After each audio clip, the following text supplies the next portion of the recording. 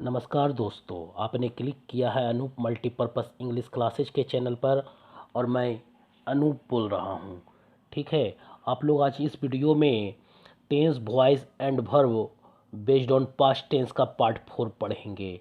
ठीक है, इसके पहले आप लोगों को पार्ट 1, पार्ट 2 तथा पार्ट 3 में स्ट्रक्चर नंबर 1 से स्ट्रक्चर नंबर 10 तक के टेंस वॉइस एंड वर्ब का वीडियो को कवर करवा दिया गया है। जिन लोगों ने हमारे पार्ट 1 तथा पार्ट 2 एंड पार्ट 3 के वीडियो नहीं देखा है, सबसे पहले जाकर वो हमारे इस वीडियो को देख ले।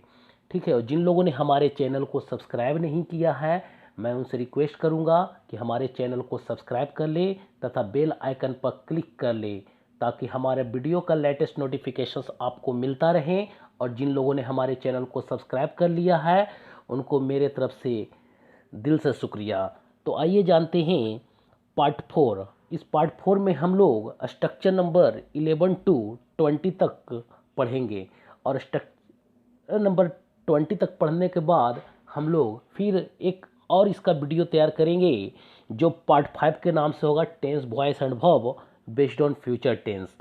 ठीक है, तो इसलिए मैं आप लोगों से रिक्वेस्ट करूंगा कि वीडियो को समझने के लिए अंत तक देखें, चूँकि इससे बेटर नहीं देखें, क्योंकि थोड़ा सा ज्ञान, आधा अधूरा ज्ञान इंसान के लिए काफ़ी खतरनाक होता है। तो आई होप आप समझ रहे होंगे कि मैं क्या कहना चाहता हूँ।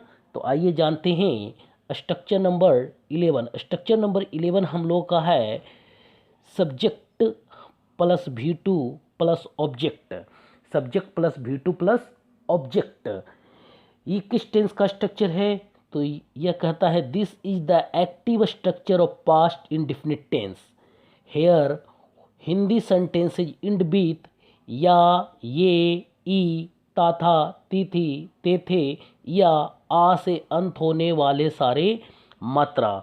इसका मतलब ये हुआ कि इस टेंस को पहचानने के लिए कई नियम हैं। पहला नियम तो आपको बताया गया कि जिस सेंटेंस के अंत में क्या लगा हुआ रहे, या, ये, ई लगा रहे, ठीक है, तो वो पास्ट इंडेफिनिट टेंस का होता है। दूसरा नियम आपको बताया गया, जिस सेंटेंस के अंत में ता था, तिथि, तेथे लगा रहे, वो भी हमारा क्या होता है? पास्ट इंडेफिनिट टेंस का होता है। यदि इन दोनों से अंत नहीं होगा तो एक तरीका इसका और भी है पहचानने का कि जिसके अंत में आ की मात्रा दिखे, वो भी हमारा क्या होगा? पास्ट इंडेफिनिट टेंस का होगा। जैसे हमने कहा उसने लिखा, तो इसमें खा आ की मात्रा आया ना, तो जब ये आ की मात्रा आया तो ये भी हमारा किस टेंस के स्ट्रक्चर पर बेस्ड होगा? पास्ट इंडेफिनिट टेंस के स्ट्रक्चर पर बेस्ड होगा। ठीक है, आइए अब इसको हम लोग एग्जाम्पल के थ्रू समझते हैं। जैसे देखिए एग्जाम्पल में कह रहा है मैंने उसे बुलाया, तो मैंने क्या हो गया? ये सब्जेक्ट हो गया। तो मैंने का इंग्लिश क्या होता? आई, तो आई मैंने लिख दिया। और यहाँ पे वर्ब अब कौन है? चूंकि इसके बाद चाहिए, इस सब्जेक्ट के बाद V2 या से अंत हुआ है ना, तो जिस सेंटेंस का अंत या से होता है उसको हम लोग सब्जेक्ट प्लस V2 के स्ट्रक्चर पर बनाते हैं। तो बुलाना का होता है कॉल और इसका V2 क्या होता है? कॉल्ड। और आपको का क्या हो गया? सॉरी, मैंने उसे बुलाया तो आई कॉल्ड हिम। क्लियर है? कोई दिक्कत नहीं है। इसी तरह से एग्जाम्पल नंबर 2 देखिए। एग्जाम्पल नंबर 2 कहता है वह मुझे पढ़ाता था। देखिए यहाँ सेंटेंस हमारा किस चीज़ से अंत हो रहा? ता था। अब जैसे ही आपने हिंदी सेंटेंस में देखा ता था, तो आपके दिमाग में ये स्ट्रक्चर आ जाना चाहिए कि इस तरह के सेंटेंस को सब्जेक्ट प्लस V2 के स्ट्रक्चर पर बनाना चाहिए। ठीक है, तो ये देखिए वह का क्या हो गया? ही। अब पढ़ाना क्या हो गया? वर्ब हो गया। तो V2 हमारा क्या होगा? टिच का टॉट होगा, तो टॉट लिख दिया हमने। और मुझे का क्या हो गया? मीन। तो ये हो गया ऑब्जेक्ट। तो अब ये किस स्ट्रक्चर में बन गया? देखिए सब्जेक्ट बन गया, ये V2 बन गया और ये ऑब्जेक्ट बन गया। आई होप स्ट्रक्चर्स और इससे जुड़ी बात आप समझ गए होंगे, इसका पहचान क्या है। अब नोट में देखिए कि नोट में क्या कह रहा है। देखिए बहुत इंपॉर्टेंट पॉइंट्स होता है, मैं जो भी पॉइंट्स नोट में लिखता हूँ वो मोस्ट इम्पॉर्टेंट होता है।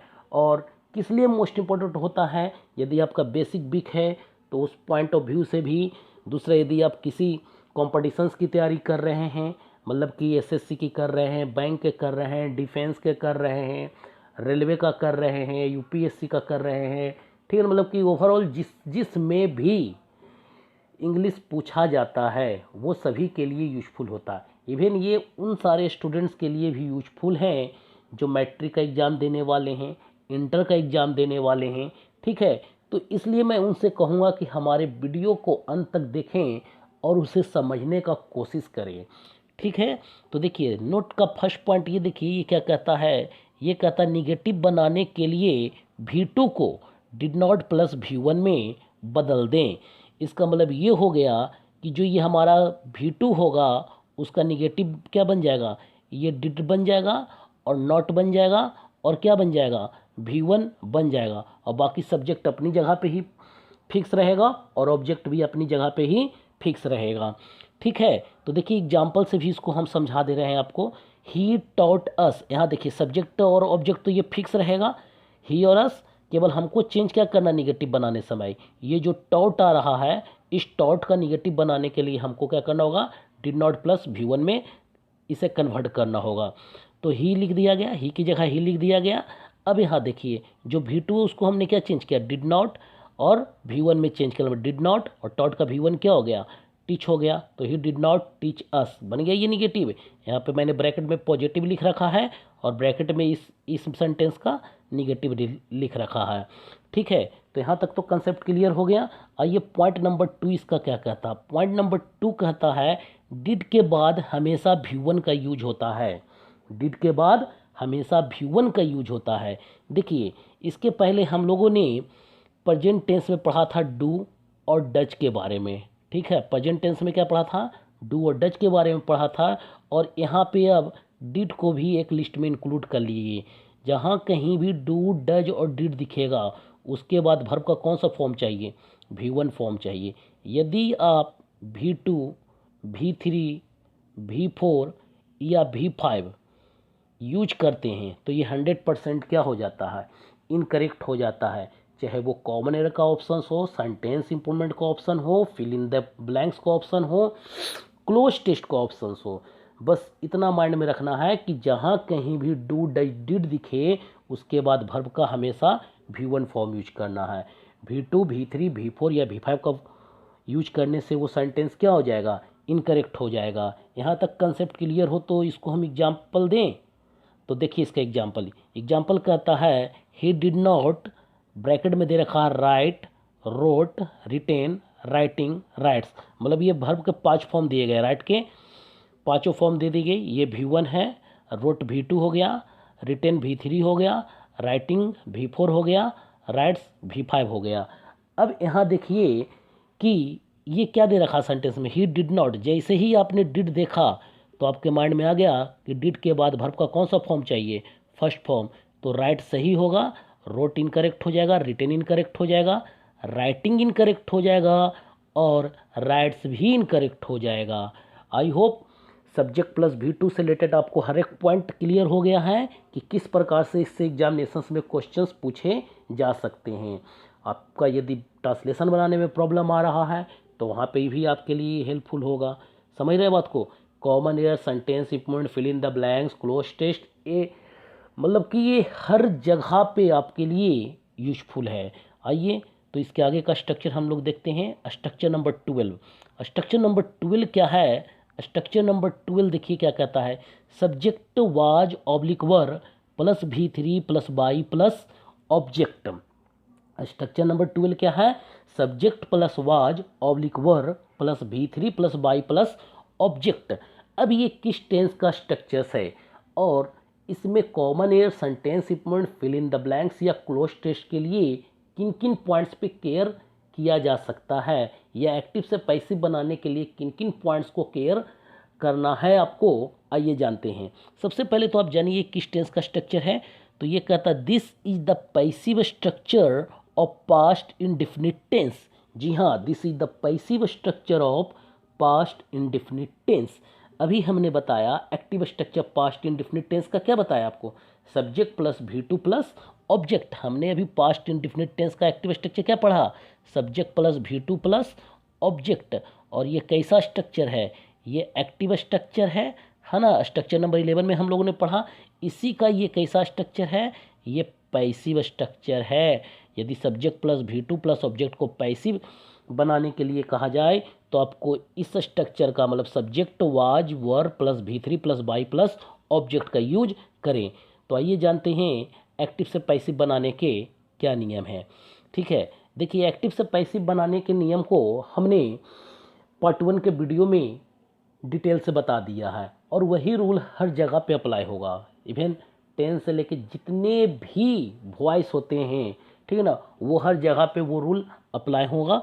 इसलिए मैं बार बार आप लोगों से कह रहा हूँ कि यदि आपने हमारा पार्ट 1 का वीडियो नहीं देखा है तो सबसे पहले जाकर पार्ट 1 को देख लें, ताकि आगे का जितना भी पार्ट इस चैप्टर का मैं बनाऊं आपको वहाँ पर कोई भी प्रॉब्लम ना हो। तो आइए देखते हैं एग्जाम्पल क्या कहता है। ही रोट अ लेटर, तो ही क्या हो गया, सब्जेक्ट हो गया, रोट V2 हो गया और अ लेटर ये क्या हो गया, ऑब्जेक्ट हो गया। ठीक है, अब इसमें क्या करना है आपको, एक्टिव से पैसिव बनाने में पहला काम आपको बताया गया है, जो एक्टिव का ऑब्जेक्ट होता है वो पैसिव में जाकर क्या बनता है, सब्जेक्ट बनता है। तो इसमें ऑब्जेक्ट हमारा क्या है, ए लेटर है। तो पैसिव में इसको हमने सेंटेंस के शुरू में ले आया और इसको बना दिया हमने क्या, सब्जेक्ट। अब जब सब्जेक्ट बन गया तो सब्जेक्ट के बाद इसका पैसिव स्ट्रक्चर पर इसको बैठा देना है। तो ए लेटर कैसा सब्जेक्ट है, सिंगुलर सब्जेक्ट, और सिंगुलर सब्जेक्ट के साथ क्या लगाया जाता है, वाज लगाया जाता। तो वाज लगा दीजिए। और राइट का V2 V3 क्या होता है, राइट रोट, और रिटेन हमारा क्या हो गया, ये V3 हो गया। बाई आता है उसके बाद, तो बाई लगा दीजिए। और फिर चाहिए ऑब्जेक्ट, तो जो एक्टिव का जो सब्जेक्ट होता है वो पैसिव में आकर क्या बन जाता है, ऑब्जेक्ट होता है। और यदि कोई प्रोनाउन है तो उसे चेंज कर दिया जाता है। जैसे ही है तो यहाँ पर ही को क्या कर दिया गया, हिम। यदि सी दिया हुआ रहता तो इसको हम हर चेंज कर देते। नेक्स्ट एग्जाम्पल में भी ये भी क्लियर हो जाएगा। देखिए एग्जाम्पल नंबर 2 कहता, सी स्पोक द ट्रूथ। सी ये सब्जेक्ट हो गया, V2 हो गया स्पोक, और द ट्रूथ क्या हो गया, ऑब्जेक्ट हो गया। अब इसको पैसिव बनाना है। तो पैसिव बनाने के लिए क्या आपको बताया गया है कि जो ऑब्जेक्ट है उसको सेंटेंस का क्या किया जाए, पैसिव में ले जाकर उसको सब्जेक्ट बना दिया जाए। तो इसको हमने यहाँ पर सब्जेक्ट बना दिया, द ट्रूथ। अब द ट्रूथ एक अनकाउंटेबल नाउन है और दुनिया का कोई भी अनकाउंटेबल नाउन अपने साथ सिंगुलर वर्ब लेता है। तो इसके साथ क्या लगा दिया गया, वाज लगा दिया गया। उसके बाद वाज वर्ब के बाद पैसिव में आपको क्या चाहिए, वर्ब का थर्ड फॉर्म चाहिए। और यहाँ पर V2 दे रखा है वर्ब का फॉर्म, तो स्पोक का V3 क्या होता है, स्पोकन, तो स्पोकन लिख दें। उसके बाद बाई चाहिए, बाई लगा दीजिए। और सी का क्या हो जाएगा, ऑब्जेक्ट, हर हो जाएगा। सी का क्या हो जाएगा, हर हो जाएगा। यहाँ तक कोई प्रॉब्लम नहीं है। एग्जाम्पल नंबर 3 भी समझ लें। एग्जाम्पल नंबर 3 कहता है, यू ड्रैंक वाटर। तो यू सब्जेक्ट हो गया, ड्रैंक V2 हो गया और वाटर ऑब्जेक्ट हो गया। ठीक है, अब जो ऑब्जेक्ट है एक्टिव का पैसिव में उसको क्या करना है, सब्जेक्ट बना देना, और नॉन को चेंज नहीं किया जाता है। तो वाटर जैसे वैसे ही यहाँ पे लिख दिया गया, वाटर। अब वाटर पहचानिए किस प्रकार का नॉन है, बिल्कुल सही कहा आपने, ये एक अनकाउंटेबल नाउन है। ठीक है, अब बताइए जब अनकाउंटेबल नाउन है तो उसके साथ वर्ब के रूप में क्या आएगा, वाज या वर। बिल्कुल सही कहा आपने, वाज आएगा। तो वाज यहाँ लगा दिया गया है। अब बताइए कि जब वाज वर दिया रहे तो पैसिव में उसके बाद कौन से वर्ब का फॉर्म यूज किया जाता है, बिल्कुल सही कहा आपने, थर्ड फॉर्म यूज किया जाता है। अब बताइए कि जो ड्रंक है ये V2 है, तो इसका V3 क्या बनेगा, जी ड्रंक बनेगा। क्योंकि आपको मालूम है कि ड्रिंक हमारा V1 होता है, ड्रंक V2 होता है और ड्रंक क्या होता है, V3 होता है। ठीक है, तो जिन लोगों को वर्ब फॉर्म याद नहीं है वो किसी भी बुक से जाकर इंग्लिश ग्रामर के बुक से वर्ब फॉर्म को पहले याद कर ले। अदरवाइज मैं तो बाद में इसको अपलोड करूँगा ही। ठीक है, तो ड्रिंक का V3 क्या हो गया, ड्रैंक हो गया। अब इसके बाद क्या चाहिए, वाज वर्ब प्लस V3 के बाद, जी सही कहा आपने, बाई चाहिए। अब लास्ट में क्या चाहिए, ऑब्जेक्ट चाहिए। तो ऑब्जेक्ट कहाँ से आएगा, जो एक्टिव का सब्जेक्ट है उसी को ऑब्जेक्ट बना दिया जाता है। तो यू को यहाँ लाकर हम वापस यू ही लिख देंगे। क्यों, क्योंकि यू को एक्टिव या पैसिव में जब हम कन्वर्ट करते हैं, इट मीन्स हो गया कि सब्जेक्ट के रूप में रहे या ऑब्जेक्ट के रूप में रहे, यू में किसी प्रकार का कोई परिवर्तन नहीं किया जाता है। ठीक है, तो आइए जानते हैं subject plus was verb plus V3 plus by plus object में किन किन पॉइंट्स को केयर करना है। यहाँ हमने पॉइंट वाइज बना रखा है इसको। इस पॉइंट को देखिए, नोट का फर्स्ट पॉइंट देखिए, ये कहता है सबसे पहला जब आप सेंटेंस को ही से स्टार्ट करें, सी से स्टार्ट करें, इट से स्टार्ट करें या किसी भी सिंगुलर सब्जेक्ट से स्टार्ट करें तो क्या लगाइए, वाज लगाइए। किसके किसके साथ वाज लगाना है आपको, ही, सी, इट, आई या किसी भी सिंगुलर सब्जेक्ट के साथ क्या लगाना है आपको, वाज लगाना है। ठीक है, सेकंड स्टेप आपको क्या देखना है कि जब सेंटेंस का सब्जेक्ट यू हो, बी हो, दे हो या कोई भी प्लूरल सब्जेक्ट हो तो उसके साथ क्या लगाना है आपको, वर लगाना है। यदि आप ही वर बोलते हैं तो गलत होता है, यदि आप बोलते यू वाज तो ये गलत होता है। तो इसलिए इसका सही सब्जेक्ट के साथ सही वर्ब ही यूज करें। ठीक है, अब ये कहता है क्या, पॉइंट नंबर 3 कहता है, देखिए क्या कहता है, always use third form of the verb in the passive voice after was या वर। अब ये क्या कहना चाह रहा है जो समझिए, ये कह रहा है कि यदि देखिए जिस प्रकार से आपको बताया गया है प्रेजेंट इंडेफिनिट टेंस का पैसिव स्ट्रक्चर में कि is, am, are, is am are के लिए नियम बताया गया था, यही दो लिस्ट यहाँ भी इंक्लूड कर लीजिए, वाज और वर को भी। मतलब कि अब ये 5 ऐसे वर्ब्स हैं, इज, एम, आर, वाज, वर के बाद यदि सेंटेंस पैसिव है तो उसके बाद हमेशा V3 का यूज करें, यदि कंटिन्यूअस फॉर्म में है तो V4 का यूज करें। लेकिन इज, एम, आर, वाज, वर के बाद कभी भी भूल से आप V1, V2 या V5 वाले फॉर्म का यूज नहीं करें, अदरवाइज ये 100% इनकरेक्ट होगा। मैं बार बार बोलता हूँ, ऑप्शन एलिमिनेट करने में ये हमारा रामबाण ट्रिक आप लोग के लिए है, समझ गए ना, ये रामबाण ट्रिक है, इसलिए इस ट्रिक को आप लोग को याद रखना होगा। ठीक है, चाहे वो कॉमन एरर का ऑप्शन हो, सेंटेंस इंप्रूवमेंट का ऑप्शन हो, फिल इन द ब्लैंक्स का हो, क्लोज टेस्ट का हो या एक्टिव पैसिव का हो। ठीक है, तो रूल नंबर मतलब कि पॉइंट नंबर 4 देखिए, पॉइंट नंबर 4 यही कह रहा है, if the sentence is in continuous form use fourth form of the verb after was वर। अभी हमने बताया कि इज, एम, आर या वाज वर के बाद हम 2 प्रकार के वर्ब का यूज कर सकते हैं, या तो V3 या तो V4। यदि सेंटेंस पैसिव है तो V3 यूज करेंगे, यदि सेंटेंस कंटिन्यूअस फॉर्म में है तो V4 का यूज करेंगे। V1, V2, V5 का यूज किसी भी कीमत पर नहीं करना है। और पॉइंट नंबर 5 हमारा यही कहता है, देखिए, never use first form, second form, fifth form of the verb after was were at any cost in the sentence. इसका मतलब ये हो गया कि वाज वर के बाद V1, V2, V5 का यूज किसी भी कीमत पर नहीं किया जाता है। आई होप कि इस subject plus was were plus V3 plus by plus object से रिलेटेड आपको हर एक पॉइंट क्लियर हो गया होगा, है ना। तो आइए जानते हैं स्ट्रक्चर नंबर 13। और स्ट्रक्चर नंबर 13 हम लोग का क्या है, subject was oblique were plus non oblique adjective. जी हाँ, स्ट्रक्चर नंबर 13 है subject was oblique were plus non oblique adjective. ठीक है, देखिए ये किस टेंस का स्ट्रक्चर है, तो ये कहता है this is the structure of past indefinite tense, here one can show once past position and condition. ये बतला रहा है कि ये पास्ट इंडेफिनिट टेंस का स्ट्रक्चर है और इसका यूज सेंटेंस में पोजीशन बतलाने के लिए या तो कंडीशन बतलाने के लिए किया जाता है।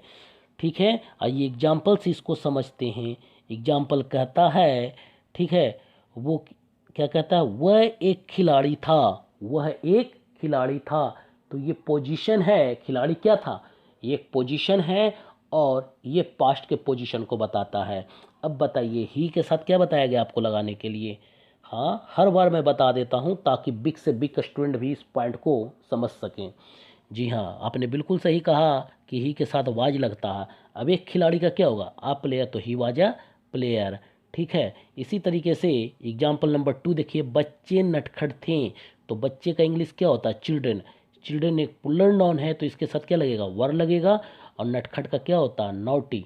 और नॉटी क्या है, एक एडजेक्टिव है और ये कंडीशन बता रहा है कि बच्चे कैसे थे, तो चिल्ड्रन वर नॉटी। ठीक है, कैसे का जवाब मिले तो समझिए कि वो कंडीशन है, और क्या का जवाब मिले तो समझिए कि वो पोजीशन है।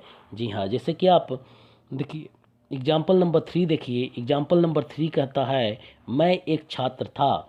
तो मैं का क्या हो गया, आई। आई के साथ वाज, और एक छात्र का a student, I was a student. ठीक है, तो इसको तो बनाने का तरीका आप समझ गए कि किस स्ट्रक्चर्स पे बनाना है। अब इससे जुड़ी पॉइंट को समझिए कि ये कॉमन एयर सेंटेंस में इससे किस प्रकार से क्वेश्चन पूछे जा सकते हैं। तो आइए जानते हैं नोट का पॉइंट नंबर 1। नोट का पॉइंट नंबर 1 कहता है जब सेंटेंस को आप आई से स्टार्ट करें, ही से स्टार्ट करें, सी से स्टार्ट करें, इट से स्टार्ट करें, या किसी भी सिंगुलर सब्जेक्ट से स्टार्ट करें तो उसके साथ वाज लगाएं। ठीक है, यदि पॉइंट नंबर 2 देखिए, पॉइंट नंबर 2 कहता है कि जब आप सेंटेंस को यू से स्टार्ट करें, बी से स्टार्ट करें, दे से स्टार्ट करें, या किसी भी प्लूरल सब्जेक्ट से स्टार्ट करें तो उसके साथ वर का यूज करें। ठीक है, पहला पॉइंट आपको सही सब्जेक्ट के साथ सही वर्ब को हर स्ट्रक्चर में चेक करना है आपको। ठीक है, ये 2 पॉइंट क्लियर है। अब तीसरा पॉइंट इसमें क्या चेक करना है, आइए जानते हैं। थर्ड पॉइंट कहता है यूज ए और an according to sound if there is any singular countable noun in the sentence. ये कह रहा है यदि सेंटेंस में कोई सिंगुलर काउंटेबल नाउन है तो उसके पहले आर्टिकल ए या एन का यूज करें। और उसका यूज करने का तरीका ये बता रहा है कि यदि वॉवेल साउंड से सेंटेंस वर्ड स्टार्ट हो रहा हो तो उसके पहले एन लगाइए, और कॉन्सोनेंट साउंड से यदि सिंगुलर काउंटेबल नाउन स्टार्ट हो रहा हो तो उसके पहले ए लगाइए। जैसे कि यहाँ पे है बॉय, और इसका प्रोनाउंसिएशन कीजिए। इसका प्रोनाउंसिएशन करने पर क्या रहा, बॉय, ब। तो ब एक कॉन्सोनेंट साउंड है तो इसके लिए इसके पहले क्या लगाएंगे, ए लगाएंगे। क्यों, क्योंकि ये एक सिंगुलर काउंटेबल नाउन है ना। इसी तरीके से यदि हमने कहा अम्ब्रेला, हमने कहा अम्ब्रेला, तो अम्ब्रेला भी क्या है, एक सिंगुलर काउंटेबल नाउन है और ये वॉवेल साउंड से स्टार्ट हो रहा, मतलब इसका प्रोनाउंसिएशन हिंदी में क्या आ रहा, आ। अम्ब्रेला, अम्ब्रेला क्या होता है, आ। तो आ जब आता है आ से या तक तो उसके पहले क्या लगाया जाता है, एन। ठीक है, तो ये तो कंसेप्ट क्लियर हो गया।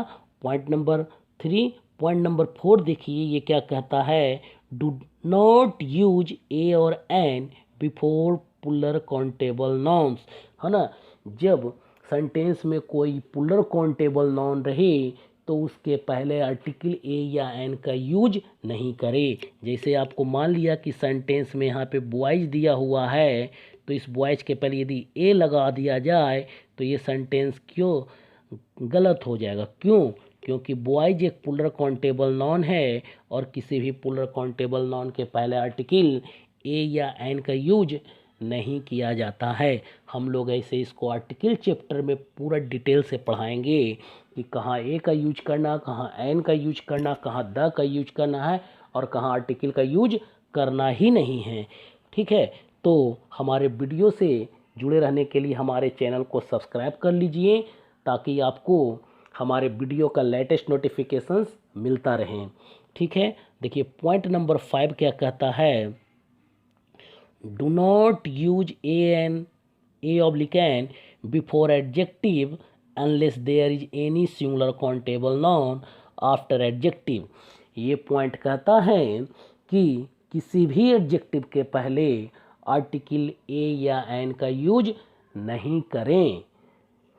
ठीक है, यदि उस नॉन के बाद यदि उस एडजेक्टिव के पहले नॉन दिया हुआ रहे तब आर्टिकल आप ए और एन का यूज कर सकते हैं। जी हाँ, बिल्कुल सही सुना आपने। देखिए जैसे यदि कोई सेंटेंस दिया हुआ है, आपको दिया हुआ है is he is blank blank honest. तो अब बताइए ऑनेस्ट क्या है? ऑनेस्ट एक एडजेक्टिव है और हमने अभी कहा कि किसी भी एडजेक्टिव के पहले आर्टिकल ए या एन का यूज नहीं करेंगे। यदि आप यहाँ एन लगा देते हैं तो ये सेंटेंस इनकरेक्ट हो जाता है। ठीक है, तो इसको करेक्ट करने के लिए क्या करेंगे, यहाँ से इस एन को हटा देंगे। ठीक है, अब दूसरा पॉइंट हमने इसमें बताया कि यदि दिया हुआ है sentence he is blank honest boy, ये सेंटेंस दिया हुआ है इसके सामने।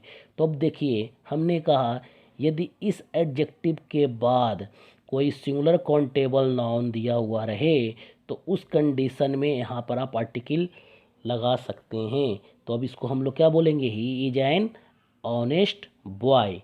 तो जी हाँ, common error sentence implement fill in the blanks even cloze test के लिए आपको इन सारे पॉइंट पे केयर करना ही करना होगा।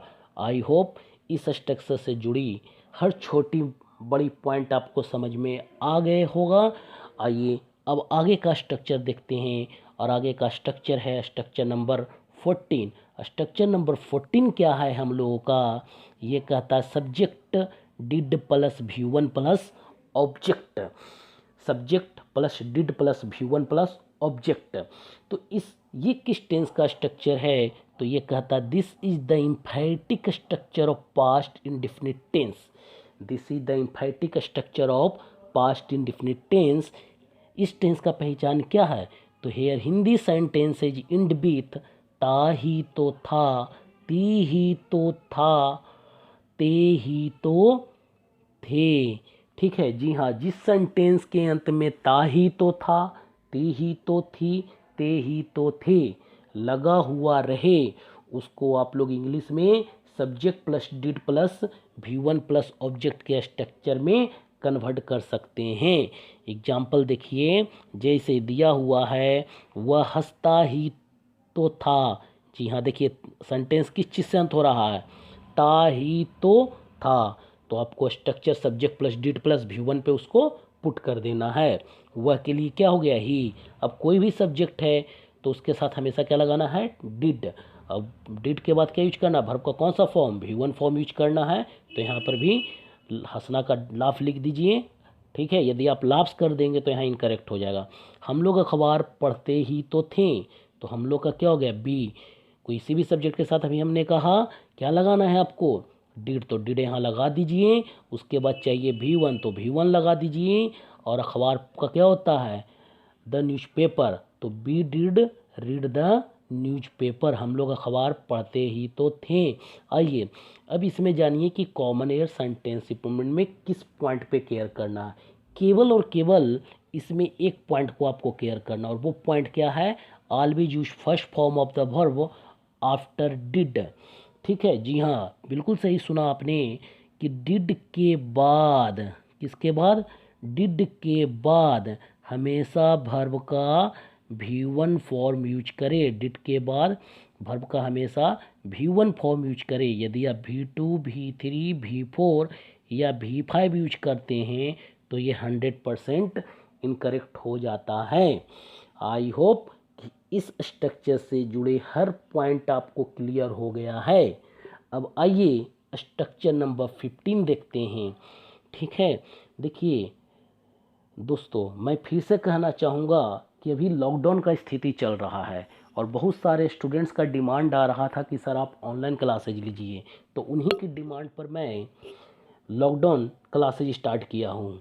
ठीक है, तो आप लोगों से मैं एक रिक्वेस्ट ज़रूर करूँगा कि जो लोग हमसे अभी तक नहीं जुड़ पाए हैं उनको हमारे इस क्लास के बारे में इन्फॉर्मेशन दे दें आप लोग, ताकि वैसे छात्र जो इंटरेस्टेड है पढ़ाई के प्रति, ठीक है ना, वो इसका पूर्ण रूपेण से यूटिलाइज कर सके। क्योंकि ये मैं बिल्कुल क्लास की तरह ही पढ़ा रहा हूँ। ठीक है, ग्रामर क्लास होने के बाद मैं इस पर प्रैक्टिस क्लासेज भी बनाता चला जाऊँगा। ठीक है, तो आइए जानते हैं स्ट्रक्चर नंबर 15। स्ट्रक्चर नंबर 15 क्या है, subject plus head plus non, ठीक है, subject plus head plus non. अब ये किस टेंस का स्ट्रक्चर है तो देखते हैं। ये भी कहता है this is the structure of past indefinite tense, here one can show once past position. जी हाँ, इस स्ट्रक्चर्स के माध्यम से कोई व्यक्ति अपना बीता हुआ अधिकार के बारे में बताता है। पोजीशन का मतलब क्या होता है, अधिकार, ठीक है, कि what you had in past, आपके पास बीते समय में क्या था, उसके बारे में इस स्ट्रक्चर्स के माध्यम से आप किसी को बता सकते हैं। आइए एग्जाम्पल समझते हैं। एग्जाम्पल कहता है उसके पास एक कुत्ता था, मतलब था, अभी है नहीं, तो उसके के लिए क्या हो गया, ही। और इसमें भी कोई भी सब्जेक्ट हो तो उसके साथ क्या लगाना है, हैड लगाना है। एक कुत्ता का, a dog, he had a dog. Example number 2 देखिए, मेरे पास एक मोबाइल था, तो मेरे का क्या हो गया, आई के साथ हैड अ मोबाइल, है ना, मेरे पास एक मोबाइल था। Concept clear. अब आइए स्ट्रक्चर नंबर 16। स्ट्रक्चर नंबर 15 में ज़्यादा कुछ समझना नहीं था, ठीक है। स्ट्रक्चर नंबर 16 देखिए। स्ट्रक्चर नंबर 16 क्या है और ये किस टेंस का स्ट्रक्चर है और इसमें किन किन पॉइंट्स को केयर करना है, common error, sentence improvement, fill in the blanks या क्लोज टेस्ट के लिए। तो आइए जानते हैं। सबसे पहले तो स्ट्रक्चर देखिए। स्ट्रक्चर क्या है, subject was oblique were plus V4 plus object. Structure क्या है, subject was oblique were plus V4 plus object. ये किस टेंस का स्ट्रक्चर है तो ये कहता है this is the active structure of past continuous tense, here Hindi sentences end with रहा था, रही थी, रहे थे। जी हाँ, ये पास्ट कंटिन्यूअस टेंस का एक्टिव स्ट्रक्चर है। और इसका पहचान क्या है, जिस सेंटेंस के अंत में रहा था, रही थी, रहे थे लगा हुआ रहे, समझ जाइए वो पास्ट कंटिन्यूअस टेंस का स्ट्रक्चर्स है। एग्जाम्पल देखिए। एग्जाम्पल कहता है वह एक गाना गा रहा था, तो वह के लिए क्या हो गया, ही। वह के लिए क्या हो गया, ही। तो he was singing a song, he was singing a song. He के साथ क्या लग गया, वाज, और गाना गाना का सिंग, तो सिंग का V4 सिंगिंग हो गया, और ये गाना ये ऑब्जेक्ट हो गया, तो ए सॉन्ग लिख दिया गया है, ठीक है। एग्जाम्पल नंबर 2 देखिए। मैं गणित पढ़ा रहा था, तो मैं का क्या होता, आई के साथ वाज, पढ़ाना का टीच, टीच का V4 टीचिंग, और गणित का मैथमेटिक्स, तो आई वाज टीचिंग मैथमेटिक्स, मैं गणित पढ़ा रहा था। इससे सेंटेंस बनाने आ जाएगा आपको, तो कोई प्रॉब्लम नहीं होगा, ठीक है। अब आइए जानते हैं कि इस subject was were plus V4 plus object में common error, sentence improvement, fill in the blanks या क्लोज टेस्ट में किन किन पॉइंट्स को केयर करते हुए बनाना है। तो ये देखते हैं। सबसे पहला पॉइंट क्या कहता है, नोट का फर्स्ट पॉइंट कहता है कि जब सेंटेंस को आप आई, ही, सी, इट या किसी भी सिंगुलर सब्जेक्ट से स्टार्ट करें तो उसके साथ बाज लगाए। जी हाँ, मैं बार बार कहता हूँ कि सबसे पहला स्टेप आपको सही सब्जेक्ट के साथ सही वर्ब को चेक कर लेना, ठीक है। यदि सेंटेंस का सब्जेक्ट यू, वी, दे या कोई प्लूरल सब्जेक्ट हो तो उसके साथ क्या लगाइए, वर लगाइए, ठीक है। जब ये दोनों भी सही हो तो आपको अगला स्टेप क्या चेक कर लेना है, यदि वाज और वर सही सब्जेक्ट के साथ सही यूज किया गया, वर्ब यूज किया गया है, तो आपको ये देखना है कि उस वाज वर्ब के बाद आने वाले वर्ब को चेक करें। इसका मतलब ये हो गया कि वाज वर्ब के बोल रहा है after was verb use fourth form of the verb if the sentence is in continuous form. ये कह रहा है कि वाज वर्ब के बाद कंटिन्यूअस फॉर्म में V4 को यूज करें, ठीक है। पॉइंट नंबर 4 क्या कहता है, ये कहता है after was verb use third form of the verb if the sentence is in passive form. देखिए पॉइंट नंबर 3 में कह रहा है कि वाज वर्ब के बाद आप V4 फॉर्म का यूज कीजिए, कब, जब सेंटेंस कंटिन्यूअस फॉर्म में है, ठीक है। पॉइंट नंबर 4 में कह रहा है कि वाज वर्ब के बाद क्या यूज कीजिए, V3 यूज कीजिए यदि सेंटेंस पैसिव फॉर्म में है। और क्या क्या यूज कर देते हैं तो सेंटेंस गलत हो जाता है। तो ये कहता है कि यदि आप फर्स्ट फॉर्म, सेकंड फॉर्म और फिफ्थ फॉर्म बाज वर के बाद यूज करते हैं किसी भी कीमत पर तो वो क्या हो जाएगा, गलत हो जाएगा। इन शॉर्ट अब आप समझ लीजिए कि ये तीनों पॉइंट क्या कहना चाह रहा है। आपको अभी हमने बताया जिस तरह से आपने इज के साथ प्रेजेंट में इज, एम, आर, है ना, के साथ यूज किया था वर्ब को, उसी तरीके से यहाँ पर भी वाज और वर्ब के साथ भी यही वर्ब को यूज करना है। ठीक है, मतलब is, am, are, was verb के लिए कॉमन रूल क्या याद रखना है, यदि सेंटेंस पैसिव है तो V3, कंटिन्यूअस है तो V4 का यूज करें। लेकिन यदि आप V1, V2 या V5 का यूज करते हैं तो ये 100% क्या हो जाता है, इनकरेक्ट हो जाता है। आई होप इस स्ट्रक्चर से जुड़ी हुई छोटी बड़ी हर पॉइंट आपको समझ में आ गया होगा। तो आइए स्ट्रक्चर नंबर 17 देखते हैं कि ये किस टेंस का स्ट्रक्चर्स है ना। तो स्ट्रक्चर नंबर 17 है subject was were plus being plus V3 plus by plus object. जी हाँ, आइए देखते हैं ये किस टेंस का स्ट्रक्चर है। तो ये कहता है this is the passive structure of past continuous tense. इसका मतलब ये हो गया कि ये पास्ट कंटिन्यूअस टेंस का पैसिव स्ट्रक्चर्स है। और अभी हमने स्ट्रक्चर नंबर 16 में पास्ट कंटिन्यूअस टेंस का एक्टिव स्ट्रक्चर पढ़ा था। तो आई होप यदि was verb plus V4 plus object का पैसिव आपको बनाने आ जाए तो उसको किस स्ट्रक्चर में कन्वर्ट करना है, आपको subject was verb plus being plus V3 plus by plus object में कन्वर्ट कर देना है। आइए देखते हैं कि वो किस प्रकार से कन्वर्ट होता है एग्जाम्पल के थ्रू, है ना।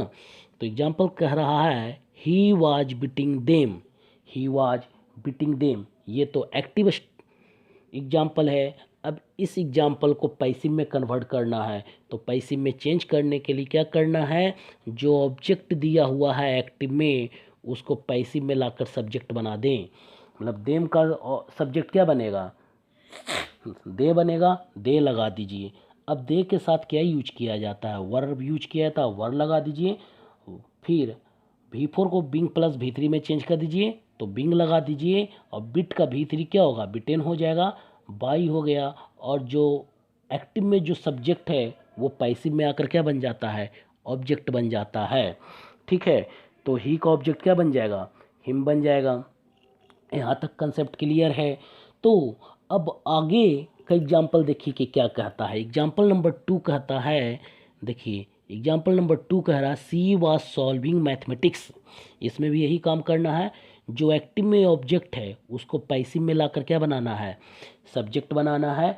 तो मैथमेटिक्स बना दीजिए। मैथमेटिक्स के साथ क्या लगाया जाता है, वाज, तो वाज लगा दीजिए। और वाज V4 को पैसिव में किस चीज़ में चेंज किया था, बिंग प्लस V3 में, तो बिंग शॉर्ट लगा दीजिए, बाई लगा दीजिए। और सी ये सब्जेक्ट है एक्टिव का तो पैसिव में इसको लाकर क्या ऑब्जेक्ट बना दीजिए। और सी का ऑब्जेक्ट क्या होता है, हर होता है। एक्टिव से पैसिव बनाने के हर नियम को आप पार्ट 1 के वीडियो में देख सकते हैं, वो हर रूल वही फॉलो करेगा। ठीक है, अब आइए जानते हैं common error sentence improvement fill in the blanks या क्लोज टेस्ट के लिए इस स्ट्रक्चर्स में किन किन पॉइंट्स पे आपको केयर करना है। तो आइए सबसे पहला पॉइंट देखते हैं कि क्या कहता है। जी हाँ, वही बात आया कि सही सब्जेक्ट के साथ सही वर्ब का यूज करें। इट मीन्स ये हो गया कि जब आप सेंटेंस को आई से स्टार्ट करें, ही से स्टार्ट करें, सी से स्टार्ट करें, इट से स्टार्ट करें या किसी भी सिंगुलर सब्जेक्ट से स्टार्ट करें तो उसके साथ आपको वाज लगाना है। ठीक है, पॉइंट नंबर 2 क्या कहता है, जब सेंटेंस को आप यू से स्टार्ट करें, बी से स्टार्ट करें, दे से स्टार्ट करें या किसी भी प्लूरल सब्जेक्ट से स्टार्ट करें तो उसके साथ हमेशा वर का यूज किया जाता है। ठीक है, तो यहाँ तक की तो 2 पॉइंट क्लियर हो गया।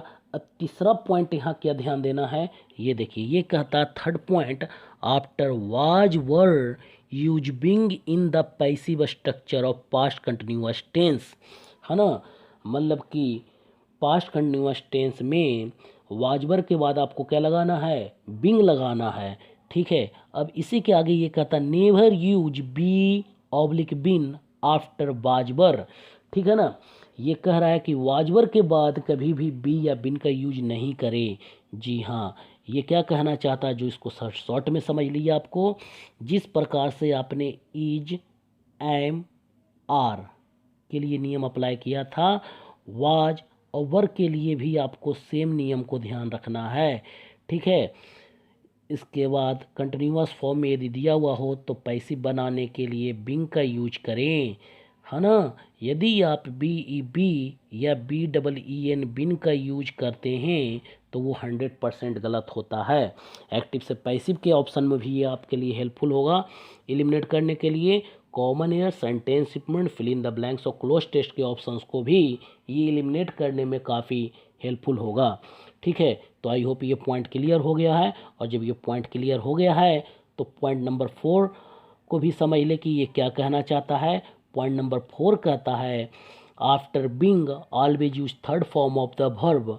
If you use first form, second form, fourth form और fifth form of the verb after being, it will be incorrect. जी हाँ, ये कह रहा है कि बीइंग के बाद हमेशा वर्ब का थर्ड फॉर्म यूज करें। यदि आप बीइंग के बाद V1, V2, V3, V3 नहीं, V4 या V5 यूज करते हैं तो इनकरेक्ट होता है। मीन्स क्या हो गया कि जहाँ कहीं भी स्टेटमेंट में आपको बीइंग दिखे, है ना, तो उस बीइंग के बाद हमेशा और हमेशा वर्ब का थर्ड फॉर्म यूज करें। यदि आप V1, V2, V4 और V5 का यूज करते हैं तो ये 100% इनकरेक्ट हो जाता है। आई होप स्ट्रक्चर नंबर 17 से जुड़ी हर छोटी बड़ी पॉइंट्स आपको क्लियर हो गया है। और यदि ये क्लियर हो गया है तो आज हम लोग स्ट्रक्चर नंबर 18 देखें और जाने कि इससे क्या क्या क्वेश्चंस पूछे जा सकते हैं एग्जामिनेशंस में, है ना। स्ट्रक्चर नंबर 18 कहता है subject plus head plus V3 plus object. अब ये किस टेंस का स्ट्रक्चर है, तो ये कहता है this is the active structure of past perfect tense. Here Hindi sentences end with चुका था, चुकी थी, चुके थे। ये किस टेंस का स्ट्रक्चर है, पास्ट परफेक्ट टेंस का स्ट्रक्चर है। कैसा स्ट्रक्चर है, तो एक्टिव स्ट्रक्चर है। इस सेंटेंस का क्या पहचान है, तो आप कहिएगा जिस सेंटेंस के अंत में चुका था, चुकी थी, चुके थे लगा हुआ रहेगा वो हमारा पास्ट परफेक्ट टेंस का एक्टिव स्ट्रक्चर्स है। ठीक है, तो आइए एग्जाम्पल से इसको समझते हैं। एग्जाम्पल यहाँ क्या कह रहा है, जो देखिए, वह कार बेच चुका था। तो वह का क्या हो गया, ही। किसी भी सब्जेक्ट के साथ यहाँ हेड लगाना है, हेड लगा दीजिए और हेड के बाद हमेशा वर्ब का थर्ड फॉर्म यूज करना। तो वह कार बेच चुका था, he had sold the car. बच्चे सो चुके थे, तो बच्चे का क्या हो गया, चिल्ड्रेन। चिल्ड्रेन के साथ हेड लगाइए और सोना का स्लिप, स्लिप का भीतरी क्या चाहिए, स्लिप्ट। तो चिल्ड्रेन हैड स्लिप्ट, बच्चे सो चुके थे। हम लोग एक पत्र लिख चुके थे, तो हम लोग का क्या हो गया, बी। बी के साथ हैड, लिखना का, written a letter. We had written a letter, हम लोग एक पत्र लिख चुके थे। जी हाँ, अब आइए जानते हैं कि इस स्ट्रक्चर से एग्जामिनेशंस में किस प्रकार के क्वेश्चन पूछे जाते हैं। तो ये जो पॉइंट में मैंने लिखा है उस पॉइंट को समझ लीजिए, ताकि आपको common error, sentence statement, fill in the blanks या क्लोज टेस्ट का बनाने में कहीं पे भी कोई एरर ना हो, यदि इस स्ट्रक्चर से क्वेश्चन से राइज कर दिया जाए एग्जामिनेशंस में तो, है ना। तो देखिए, पॉइंट नंबर 1 कहता है always use third form of the verb after had. ठीक है, always use third form of the verb after had. Had के बाद वर्ब का हमेशा थर्ड फॉर्म यूज करें। Never use first form, second form, fourth form और fifth form of the verb after had at any cost. जी हाँ, इसका मतलब ये हुआ कि हैड के बाद किसी भी कीमत में V1, V2, V4 या V5 का यूज नहीं किया जाता है। देखिए, जिस तरीके से आपने प्रेजेंट में हैज और हैव का नियम के साथ अप्लाई किया था, एक नियम इसमें हैड को भी इंक्लूड कर लें। अब हो गया कि जहाँ कहीं भी आपको सेंटेंस में हैज, हैव या हैड मिले तो उसके बाद वर्ब का कौन सा फॉर्म चाहिए, थर्ड फॉर्म चाहिए। कौन कौन सा फॉर्म हैज, हैव, हैड के बाद गलत होगा, तो V3 को छोड़कर सारा वर्ब गलत होगा, जैसे V1, V2, V4 या V5, ये सारे के सारे क्या हो जाएंगे, इनकरेक्ट हो जाएंगे, है ना। तो आई होप इस स्ट्रक्चर से भी जुड़ी हर पॉइंट आपको क्लियर हो गए होंगे। अब आइए स्ट्रक्चर नंबर 19, है ना। स्ट्रक्चर नंबर 19 किस टेंस का स्ट्रक्चर है, तो पहले देखते हैं स्ट्रक्चर क्या है। स्ट्रक्चर कहता है subject had been plus V3 plus by plus object. ये किस टेंस का स्ट्रक्चर है, तो this is the passive structure of past perfect tense. मतलब कि स्ट्रक्चर नंबर 18 हम लोगों ने इसी टेंस का एक्टिव स्ट्रक्चर पढ़ा था, मतलब पास्ट परफेक्ट का एक्टिव स्ट्रक्चर पढ़ा था। और जिस स्ट्रक्चर में has have had plus V3 दिया हुआ रहे, तो उसका पैसिव बनाने के लिए हैज हैव हैड के बाद been plus V3 plus by plus object का यूज करें, है ना। अब यहाँ देखिए कि एक्टिव एग्जाम्पल क्या है और पैसिव एग्जाम्पल क्या है। एक्टिव कहता है ही had scolded them, he had scolded them. तो देखिए देम का क्या हो जाएगा, दे के साथ क्या यूज किया जाएगा, हैड के बाद बिन, V3 चाहिए, स्कोल्डेड, बाई, और ही का ऑब्जेक्ट क्या होगा, हिम। तो ही हैड स्कोल्डेड देम का पैसिव क्या बन जाएगा, they had been scolded by him. Example number 2 देखिए, एग्जाम्पल नंबर 2 क्या कहता है, she had bought a book. इसमें जो ऑब्जेक्ट है उसको सब्जेक्ट बनाइए, ए बुक हो गया सब्जेक्ट। एक्टिव में ये ए बुक ऑब्जेक्ट है, पैसिव में ये अब सब्जेक्ट बन गया। अब स्ट्रक्चर पर इसका मान पुट कर दीजिए, a book had been bought by, और सी का क्या हो जाएगा, हर हो जाएगा, है ना। एग्जाम्पल नंबर 3 देखिए, you had wasted my time. तो माई टाइम ऑब्जेक्ट है, यहाँ पैसिव में ये सब्जेक्ट बन गया। अब जब सब्जेक्ट बन गया तो जो पैसिव स्ट्रक्चर है इस पर अब इसको बैठा दीजिए, हैड के बाद बिन, उसके बाद V3 वेस्टेड, उसके बाद बाई, और उसके बाद ऑब्जेक्ट। तो एक्टिव में सब्जेक्ट दिया हुआ है यू, तो पैसिव में इसका ऑब्जेक्ट क्या बन जाएगा, यू ही रह जाएगा, क्योंकि यू को एक्टिव या पैसिव में सब्जेक्ट के रूप में या ऑब्जेक्ट के रूप में चेंज नहीं किया जाता, जैसे है उसे वैसे ही छोड़ दिया जाता है, ठीक है। तो आइए इसमें अब किन किन पॉइंट्स पे केयर करना है, common error, sentence improvement, fill in the blanks या क्लोज टेस्ट के लिए, है ना।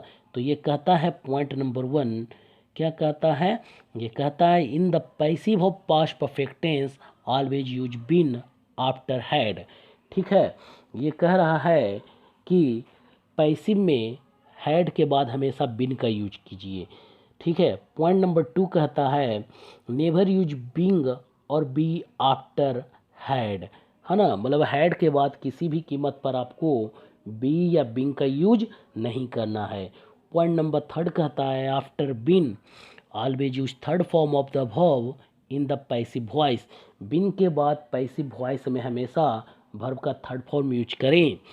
पॉइंट नंबर 4 कहता है never use first form, second form, fourth form और fifth form after been in the passive voice.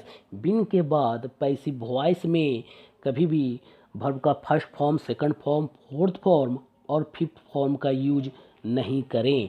अब आइए इसको शॉर्ट में हम लोग समझते हैं। शॉर्ट में समझने का मतलब क्या हो गया कि जहाँ कहीं भी आपको हैड दिखे सेंटेंस में, प्रेजेंट में आपको हैज हैव के लिए भी नियम बताया गया था, सेम नियम यहाँ पर भी अप्लाई करना, ठीक है। फिर भी मैं यहाँ एक साथ बता दे रहा हूँ, जहाँ कहीं भी स्टेटमेंट में हैड दिखे, हैज दिखे या हैव दिखे, उसके बाद बिन का यूज करें। यदि आपको ऑप्शन में बी या BEING बिंग मिले तो वो क्या हो जाएगा, 100% इनकरेक्ट हो जाएगा। किसके किसके बाद, हैज, हैव तथा हैड के बाद, है ना। अब देखिए इसी का बिन जब दिया हुआ रहे तो बिन के बाद यदि सेंटेंस का सेंस पैसिव हो तो उसके बाद हमेशा वर्ब का थर्ड फॉर्म यूज कीजिए। यदि आप first form, second form, fourth form और फिफ्थ फॉर्म यूज करते हैं तो 100% इनकरेक्ट होता है, ठीक है। आई होप स्ट्रक्चर नंबर 19 से भी जुड़ी हर पॉइंट आपको क्लियर हो गया होगा। अब आज का आखिरी स्ट्रक्चर और स्ट्रक्चर नंबर 20 आइए जानते हैं ये किस टेंस का स्ट्रक्चर है। स्ट्रक्चर नंबर 20 ये कहता है subject plus had plus been plus V4 plus object since oblique for plus time. Subject had plus been plus V4 plus object since oblique for plus time. आइए जानते हैं ये किस टेंस का स्ट्रक्चर है। तो ये कहता है this is the structure of past perfect continuous tense. Here Hindi sentences end with ता रहा था, ती आ रही थी, ते आ रहे थे, है ना।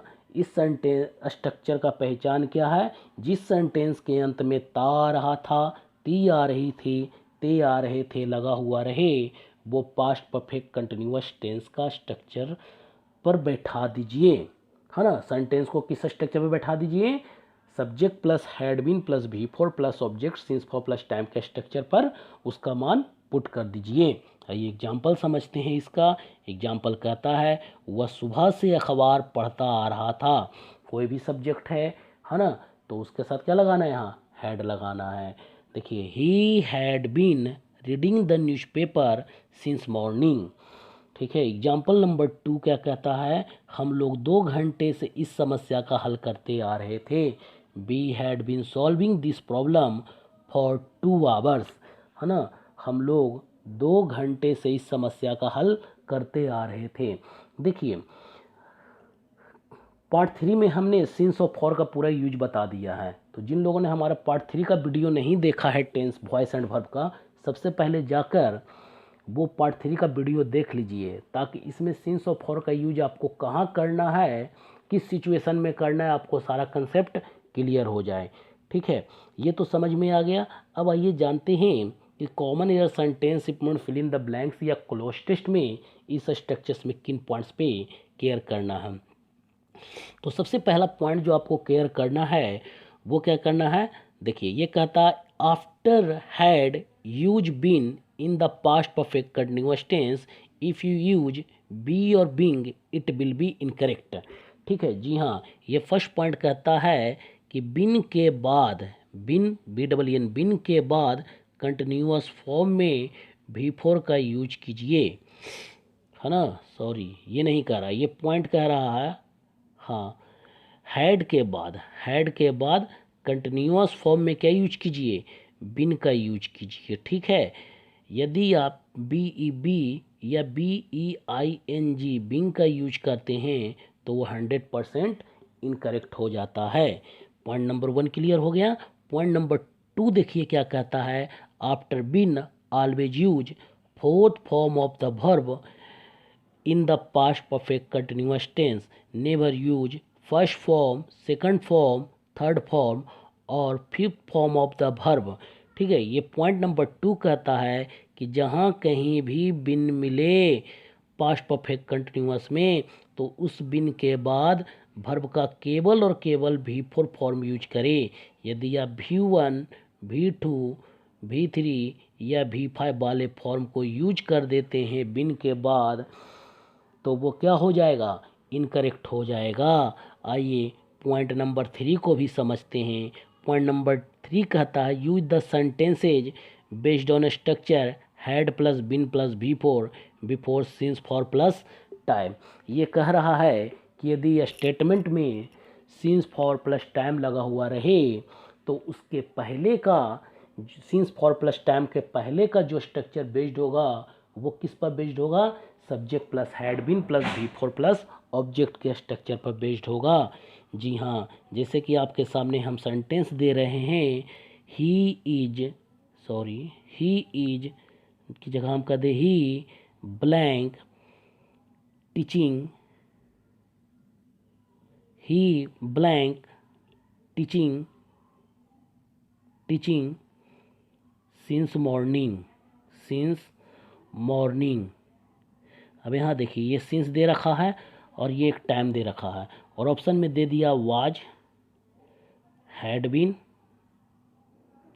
और दे रखा है सी ऑप्शन टीच। तो आप किस ऑप्शन को मारिएगा? जी हाँ, बिल्कुल आपने सही कहा कि हैड बीन का यूज किया जाएगा, क्योंकि सिंस प्लस टाइम के पहले का जो स्ट्रक्चर तैयार होगा वो has, have, had been plus V4 या तो has have had plus V3 के स्ट्रक्चर पर यूज किया जाता है। तो इसलिए इन सारे पॉइंट पे आपको केयर करना है। यहाँ तक कंसेप्ट क्लियर हो गया। तो ये देखिए पॉइंट नंबर 4 क्या कहता है, never use sentences based on structure is am are was were plus V4 और V1 V2 V5 if there is since for plus time in the sentence. जी हाँ, अभी हमने इसका एग्जांपल देकर समझाया कि यदि सेंटेंस में सिंस फॉर प्लस टाइम दिया हुआ रहे तो उसके पहले कभी भी आप is am are was were plus object का यूज नहीं कर सकते हैं और ना ही V1 V2 और V5 के स्ट्रक्चर का यूज कर सकते हैं। अब यहाँ देखिए पॉइंट नंबर 5 क्या कहता है। पॉइंट नंबर 5 कहता है use since for as you have been taught in part 3 of tense voice and verb. ये कह रहा है कि मैंने जो पार्ट 3 के वीडियो में टेंस वॉइस एंड वर्ब का क्लास लिया था उस क्लास में सिंस और फॉर का सारा यूज बता दिया गया है, उसे जाकर आप लोग पढ़ लें और इसमें भी वही रूल अप्लाई करें। और इसी के साथ हमारा ये पास्ट टेंस का स्ट्रक्चर आज समाप्त होता है। ठीक है, और हम फिर आपके साथ पार्ट 5 का वीडियो लेकर बहुत जल्द ही आपके सामने आएंगे। तो इसलिए मैं फिर एक बार अंत में फिर कहना चाहूँगा कि जिन लोगों ने हमारे चैनल को सब्सक्राइब नहीं किया है तथा बेल आइकन पे क्लिक नहीं किया है, ये दोनों काम जाकर सबसे पहले कर ले ताकि हमारा हर वीडियो का लेटेस्ट नोटिफिकेशंस आपको मिलता रहे। ठीक है, इसी के साथ हमें इजाज़त दीजिए। अनूप मल्टीपर्पज़ इंग्लिश क्लासेज को इजाज़त दीजिए। तब तक के लिए बाय। Thank you.